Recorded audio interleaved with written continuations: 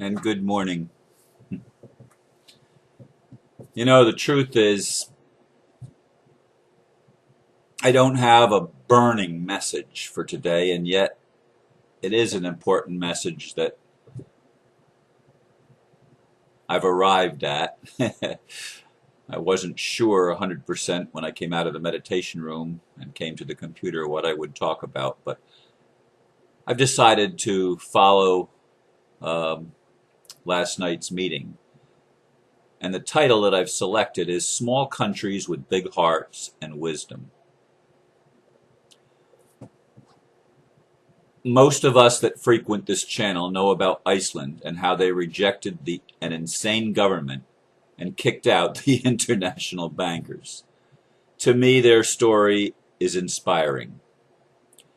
Last night, I had the pleasure to hear about another small nation that has the wisdom to reject the financial system of the world, Bhutan. They don't even have a gross national product. They have gross national happiness. Some might say they are a backward people, but I see them as an advanced culture that has some important lessons to teach the rest of us.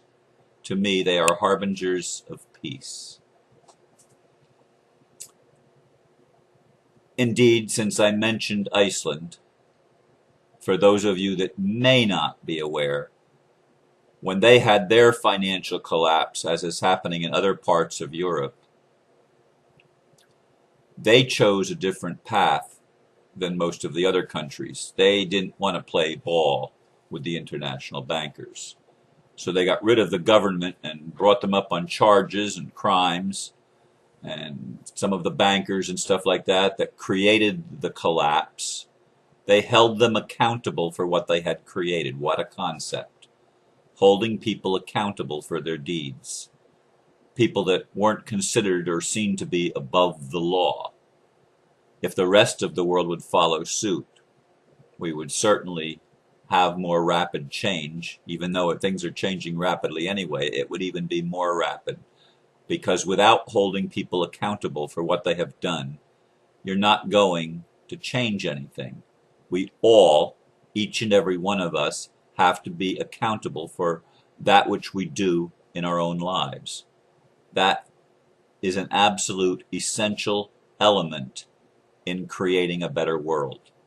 No one should ever be allowed to have the capability of escaping the responsibility and the consequences of his or her actions. And if they affect great amount of people, they have probably committed great crimes. When I say affected, I'm talking about affecting in a negative way.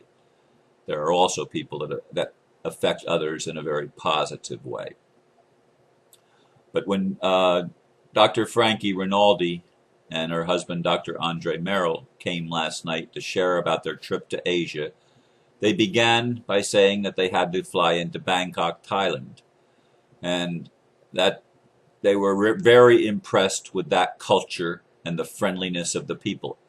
I'm hearing that from quite a few of people that I've met over the past some years when they've traveled to different nations in Asia and encountered a totally different culture than our Western culture, where the people are friendlier than you would ever expect them to be. You would think, well, they live in such squalid conditions in some cases, or less than what we consider good in our material-minded world, and yet they exude a peace and a happiness and a willingness to serve and love others that we don't see in much of our westernized culture in Europe and in North America and in other so-called advanced nations of the world like Japan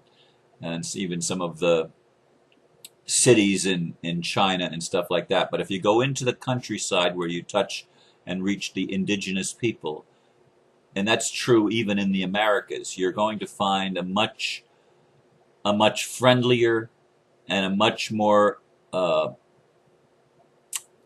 balanced approach to life.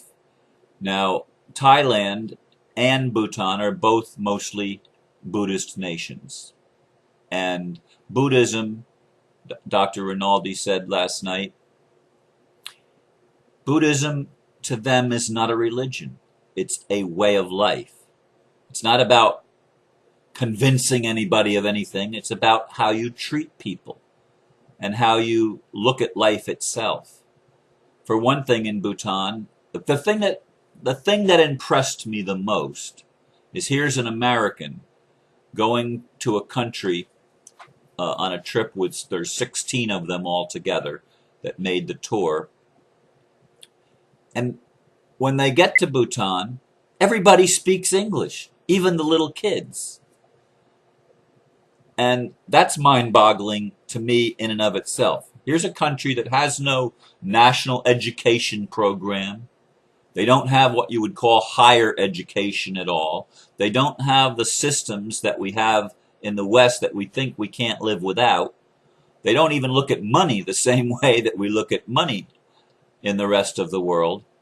And yet they're highly literate and highly intelligent. They've been educated. They speak foreign languages fluently. I mean, what a concept that they can communicate with the world. And yes, they do have some technology. They have computers and things like that. But there's 6 million people living without money, as we know money. They just, when somebody needs something, they go to the king who gave up his palace and lives in an ordinary house with the people. They go to the king, and the king bestows upon them whatever they need. Well, if they have a lack, they just simply go to the king, and the king provides for them. And there's no questions asked, because everybody's needs are expected to be met. It's not a big issue. There's no dog-eat-dog mentality of competition and fighting because of lack. There's plenty of the things that are necessities to go around, and they are shared freely. What a concept. What a concept, which is why I said they are harbingers of peace. Because here's a nation, a small nation, bounded by China on the north, China and Tibet on the north, and India to the south, the two largest nations on the planet as far as population goes, India and China, or China and India, number 1 and number 2. And both China and India have their eyes on Bhutan, because Bhutan does have a product that it provides to some to China, but more to India, and that is power, hydroelectric power, because they are in the heart of the Himalayas, for those of you that don't know your geography. And we used to know geography when I was in school. I mean, I could take a map of the world back then and probably fill in more than 95, maybe even 98% of all the countries and put the name of the country. Of course, I don't think I could do that today, because so many boundaries have changed and so many countries have been broken up into smaller countries, especially in Africa and even in Europe. And countries in Asia have changed their name, like Burma became whatever it became. I don't remember. The new name escapes me at the moment. But in any case, the two doctors that made this trip to Europe on vacation, on their holiday, bring back tidings to me of joy and happiness, because what they encountered were cultures, both in Thailand, but more so in Bhutan, and Dr. Frankie was the only one that went to Bhutan. She went bicycling in the Himalayas. Can you imagine that? Where they don't even have very many paved roads. It's mostly dirt roads. And talk about, I mean, here in Florida, bicycling is relatively easy. The biggest elevations you have to climb are the causeways over the intercoastal waterway. But there you've got real mountains. I mean, real mountains. Everything is above 9,000 and 10,000 feet. That's the base elevation, and goes up from there. So there's also altitude problems that Frankie encountered. But the thing that impressed her the most was how happy the people were, how much laughter there was when they were going about their normal routine, and such joy, and yet they had such a heart of a servant, that they were there to make sure that the people from the other cultures were comfortable and taken care of. This is the attitude that we all need to develop for each other, and I believe we are developing it. We're developing an attitude of service to others and not service to self. We've been so imprisoned, truly we have been imprisoned with the dog eat dog mentality and based on the concept that there's not enough and we've each got to get our part or somebody else is going to get it. It's not about sharing, it's about getting. And that has to change in our world, and it is changing. And when I hear stories like I heard last night from Dr. Frankie, you know, it just warms my heart. It warms my heart to know that there are people in the world that to us don't seem to have a lot. And yet what they have, they're willing to share, and share openly and freely, and they just don't have the mentality that we have to jettison. And I listened to Salusa's message this morning before I started this video. In fact, only just a few minutes before I began the video, Mike Quincy's channel from yesterday, and I listened to it on another thing that actually records the words, because I like to listen rather than just read whenever I can. And he used a different phrase regarding duality. That he says, well, we're reaching the end of duality. He rephrased that a little bit. We're reaching the end of duality as we have known it. Indeed, we have known it as competitiveness. We've known it as the duel. Now we're going to learn it as the dance. And this is the message of finding happiness. We're going to find it when we learn to serve, when we learn to dance with each other, and to live in harmony with the earth and with our neighbors upon the earth, including the animals and the plants and everything, finding its balance. It cannot be religion that's trying to prove other people wrong. It has to become a way of life for us, and it will. And we have examples in Iceland of people that have the wisdom to take responsibility for their own nation and their own economy and their own culture.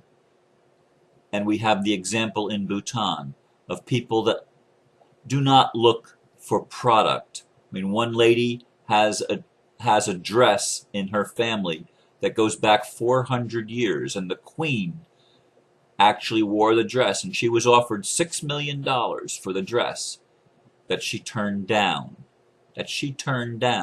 Because the heritage of that dress is more important to her than $6 million. Imagine that. Can you comprehend that with your westernized mind? I can't. I can't think of any possession that I would be unwilling to sell. But maybe I need to rethink that, don't I? We're all needing to rethink where we are in our lives so that we can together co-create a world of peace. And harbingers of peace are present on the planet to show us that there is a greater way, a better way, a more loving way, a more compassionate way. And that's where we're going, folks. I thank you for listening this morning, and I leave you with love and peace to ponder. Namaste.